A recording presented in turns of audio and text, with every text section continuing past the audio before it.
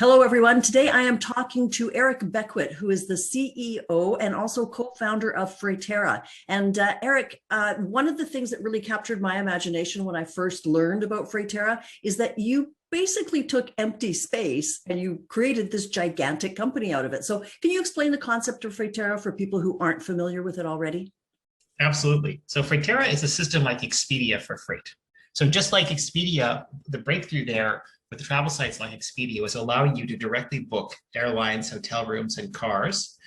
We serve industrial shippers. These are companies that have warehouses, forklifts, and pallets. Think of these facilities. And we allow them to book using a smartphone application or their computer to book freight to and from all these different locations, 23,000 communities in North America. So, and we have a lane-based system, just like the airlines. So just like you show up at the airport and Air Canada will be flying to a set list of cities each day at a certain fixed time, we have 20 billion lanes in our platform, operating on a massive server in the center of the continent. And we know where the railroads are going to be, where the trucking companies are going to be, where the first air freight companies that we have in the system are going to be. So if you're suddenly to have this freight that's being scheduled, it's being picked up from Abbotsford, BC, and it has to go to Tallahassee, Florida today, we know the trucking companies that are going to be out there this afternoon, and you select the one that has the best rate, best transit time, or the lowest carbon dioxide emissions, or the best rating, and you click book it. And all you need to do is the minimum necessary information: size, load, weight, commodity type, the actual locations being picked up and delivered, and you're done. And so that's how the system works. So it sounds just so simple. I'm sure it was so simple to build. So the concept is that that what you're identifying in all of those lanes are trucks and rail cars that have capacity. So that's what shows up if I go to search my Abbotsford. That's exactly right. Okay. That's exactly right. Okay. And we also have, depending on the company, there is additional capacity because of backhaul, because they have to reposition vehicles, and there are even better rates. So we're continuing to expand that. There's a lot of air that's moving around, and we're continuing to refine our ability to place your freight into that empty location. But right now, the key thing is you're not chartering a flight when you show up. You're hitching a ride on that existing flight. And that's the critical difference. We're not a ride hailing service. There's no specialized thing. Now, for a full truckload, we still make arrangements to have a full truckload dispatched if you have a full truckload of freight. Don't get me wrong. But for everything else, we're primarily handling less than truckload. We're optimizing how to move that freight through the existing network and through the existing vehicles that are already moving. Okay, fantastic. So now this notion that you can now sort based on the lowest emission carriers, I believe that's a fairly new addition to your sorting system. It is. We just had a press release out on that yesterday, and we signed with with Natural Resources Canada and SmartWay, the SmartWay emissions reduction tracking system, to highlight and promote the lower emission SmartWay carriers and also the lower emission rail carriers in 2016.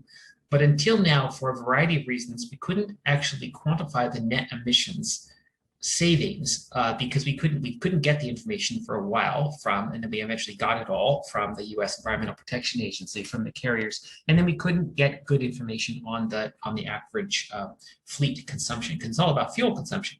So what we're finding is that those carriers that are most efficient, have the best pollution control devices, and are also use the least fuel, tend to be the lowest cost. So we see 86% of the time the lowest cost, most efficient carrier is also the lowest emission carrier. Now we've quantified it. So now we can actually show that we are on a load basis. So we will give you a carrier, for example, that's shipping from Toronto out to the suburbs of Vancouver. And we know that that carrier is reducing carbon dioxide emissions net 62%. And it's not just, we're choosing to track not just carbon dioxide. Carbon dioxide is the most widely known of the greenhouse gases and air pollutants that are emitted by freight transport. We're actually choosing to track something called CO2e, which is carbon dioxide equivalent, which is primarily carbon dioxide, but also methane and nitrous oxides, because methane and nitrous oxides are much more powerful greenhouse gases than carbon dioxide, up to 300 times more powerful. And also nitrous oxides are a major source in photochemical smog in ground level ozone, which creates terrible problems for children and adults and leads to asthma. It's one of the leading causes of asthma. So we're very focused on not just reducing emissions because of greenhouse gases, and then these heat waves in Canada, suddenly everyone's waking up and like, oh, this is not funny. This could be really ugly, but it's not just about heat. It's about a bunch of other, it's heat, drought, changing agricultural production. There's a bunch of things, ocean level rises, that are a bunch of things about climate change that are very, can make life very difficult for us. But even if we didn't have climate change, we would focus on emissions reductions from freight just to improve human health. So the burning of fossil fuels worldwide is currently causing the premature deaths of about 8.7 million people a year. It's causing them, they're dying from lung things, they're dying from heart diseases, they're dying from other complications that are all associated with breathing polluted air.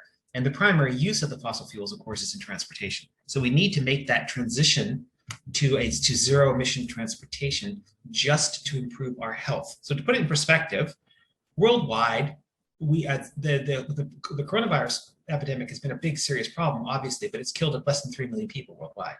We lose 8.7 million people every year to air pollution. If we were serious about air pollution, we would clean it up.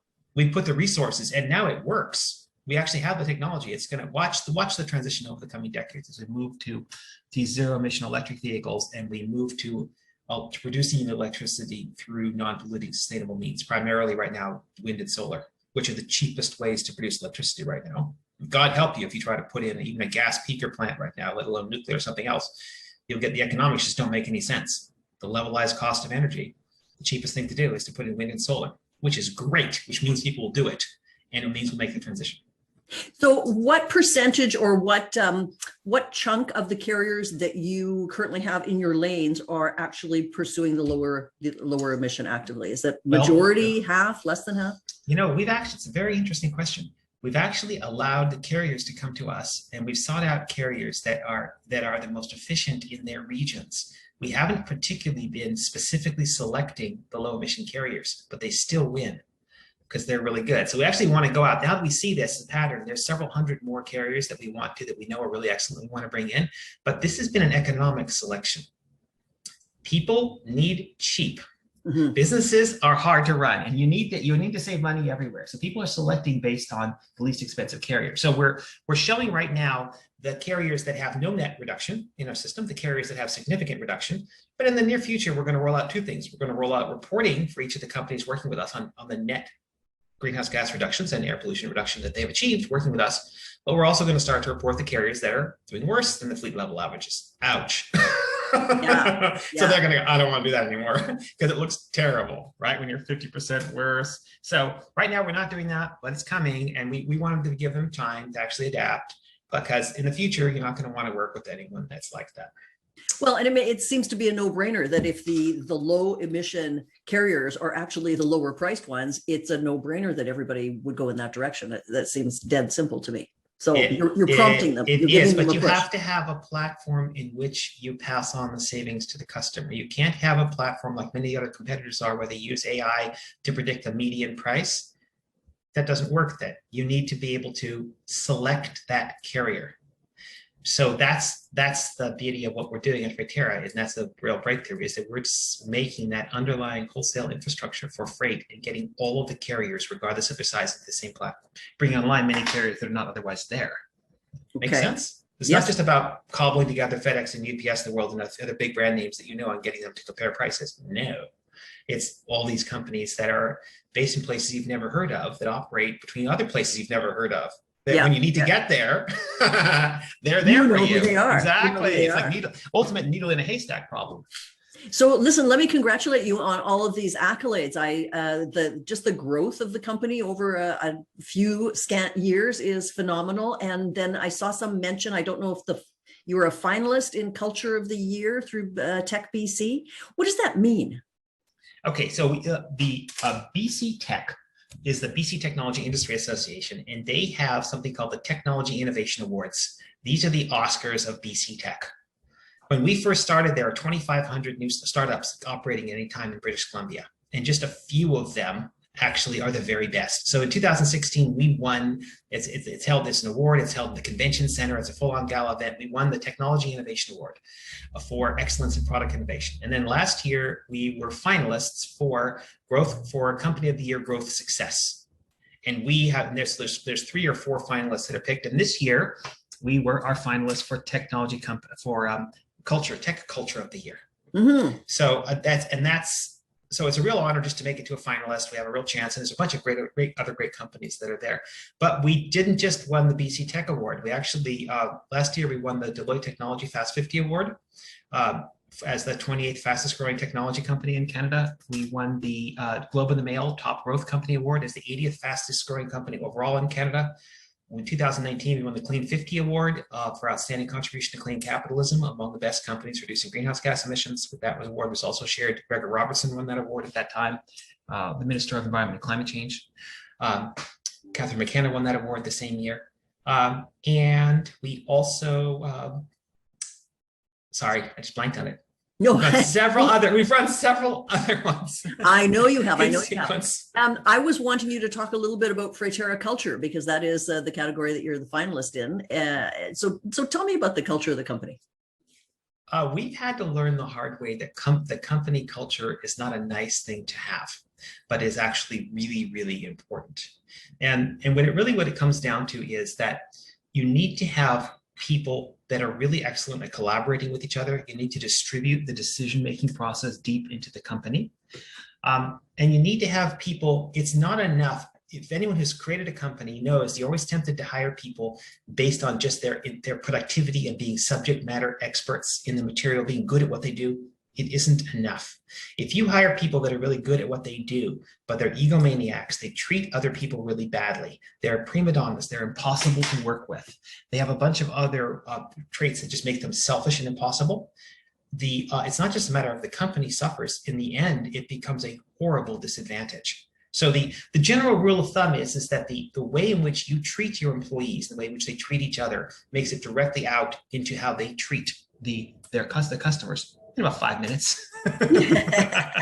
So there's an indication of how if you look at the reviews for a company, you can get a sense of the culture in terms of how people handle the customers. But we really have a very flat organizational structure. We have an all hands meeting once a month where we actually say, okay, you're in charge. Every single person in the company is in charge. Where do we thrive? What are we doing really well? What do we suck at?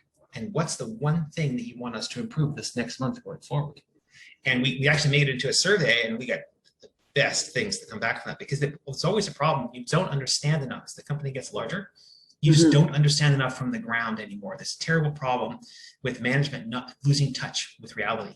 And so you want the people that are directly interacting with everyone to give you that constant reality, real world feedback. If that makes sense. But I have to say that the drive for culture came from my co-founder. I was skeptical about this, and I've learned the hard way from having to let people go again and again when the performance wasn't the issue. It was that they just didn't fit in well and didn't play well and cooperate well with the rest of the team. Right. Eric, is there a story about where this idea first kind of burst into your head when you said, hey, there's all these empty carriers, driving around and burning fuel and not being productive? And like, where did the idea first come from? We actually have, my background is in environmental science and then software development. And this originally grew out of, as we worked in software development, more and more companies came to us with business ideas and to form collaborative relationships, as many companies do. Hootsuite grew out of a software development company. And many other companies might be examples of this. So this actually grew out of a collaborative relationship with a freight brokerage in Montreal, who brought us in and had us do everything for them. And the initial thing failed, unfortunately, due to premature scaling. Be careful about premature scaling. That means you hire too many people too fast and burn through all your money and die. So they owed us a bunch. The only way for us to actually recoup this was to recreate the company using the IP that we had created at Freightera. So it grew out, and they had 4 companies simultaneously that we did that with, where we actually started off working with them, and none of those companies survived. So that's the problem with entrepreneurs. In all cases, the other entrepreneurs just gave us the companies. They were like, we don't want to do it because they didn't have, people don't understand. It takes a very long time to make a successful company. And the typical successful company is built on the backs of multiple previous ideas that didn't work. Yeah. Lots of companies you've launched that just didn't take off. Yeah. And then you get one that works, huge market demand. Okay, now, so the original idea was to connect Montreal and Toronto with an automated freight system.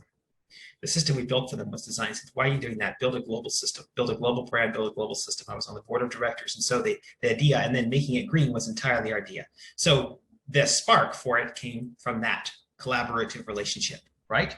Yeah. But here we are now.